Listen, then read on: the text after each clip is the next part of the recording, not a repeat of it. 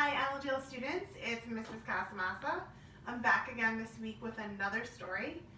Today I'll be reading one of our favorites, Creepy Pair of Underwear by Peter Brown.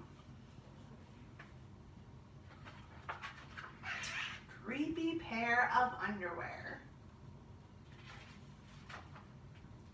Jasper Rabbit needed new underwear. On Thursday, Mom took him to the underwear store and grabbed the last 3 packages of just plain white. But as they headed for the checkout, Jasper spotted them. Creepy underwear, so creepy, so comfy. Mom, can we get these? Jasper pleaded. Ooh, I think they're a little too creepy, said Mom. They're not creepy, they're cool, said Jasper. I'm not a little bunny anymore. I'm a big rabbit now. So Mom agreed to buy 1 pair. That night, Jasper wore his cool new underwear to bed. Do you want me to leave the hallway light on? Asked Dad. Dad, I'm not a little bunny anymore, said Jasper. I'm a big rabbit now. His dad shut the door, and that is when Jasper noticed that the underwear glowed a ghoulish, greenish glow. Jasper closed his eyes. He pulled up his covers. He buried his face in the pillow, but it didn't help. He could still see that ghoulish, greenish glow. Jasper leaped out of bed and put on a pair of just plain white. He stuffed those creepy underwear into the bottom of his laundry hamper, and he finally fell asleep. But when he got up the next day, he was wearing the creepy underwear.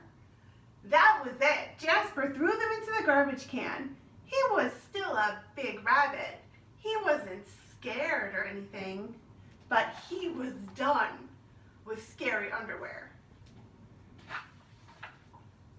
After school, Jasper was doing his homework when he heard it, a scratchy, scraping sound coming from the dresser. He opened the drawer, and they were back, staring at him with their ghoulish, greenish glow. He snatched the creepy underwear out of the drawer. He grabbed a big envelope and some stamps. Bye-bye, scary underwear, he said, and he dropped the package in the mailbox. But when he opened the front door the next morning, they were there! And were those chopsticks? His creepy underwear had somehow returned from China, and it had brought back souvenirs. Jasper grabbed his mom's good sewing scissors. She didn't like him using them, but this was an underwear emergency. This time, those creepy underwear were gone for good.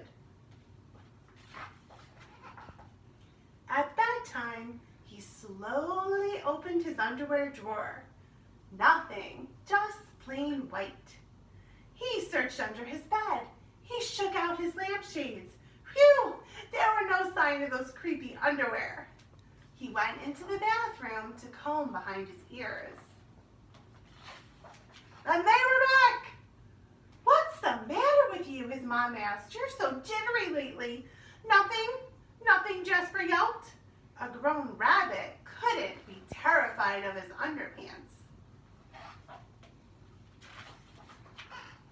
He seized the underwear. He snagged a shovel from the garage and he rode.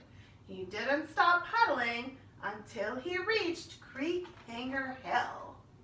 Remember, there's our creepy carrots from Creepy Carrots. Jasper began to dig. He dug until his hole was dark and deep and 100% underwear proof. He dropped the underwear in, and they gleamed from the bottom with that ghoulish, greenish glow. But not for long.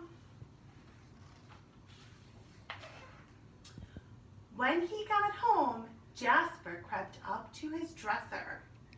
They couldn't be in there. There was no way, right? He reached for the handle. He peeked in. Nothing, just plain white. Jasper smiled and he turned out the light.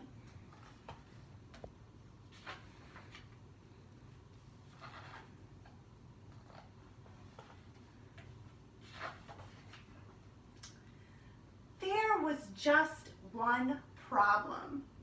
It was really dark in there, even for a big grown-up rabbit. Jasper turned on the light. He looked at his non-glowy pair of plain white, and he knew what he had to do. The creepy underwear were a little muddy, but they still filled the room with that gentle greenish glow. The next day, Jasper gathered his allowance money, and he went to the underwear store all by himself, just like a big rabbit. That night, Jasper wasn't scared at all. As he lay down to sleep, he smiled, and so did his underwear, because they had finally found someone who wasn't scared of creepy underwear. The end. All right, boys and girls, I'll be back next week with a new story.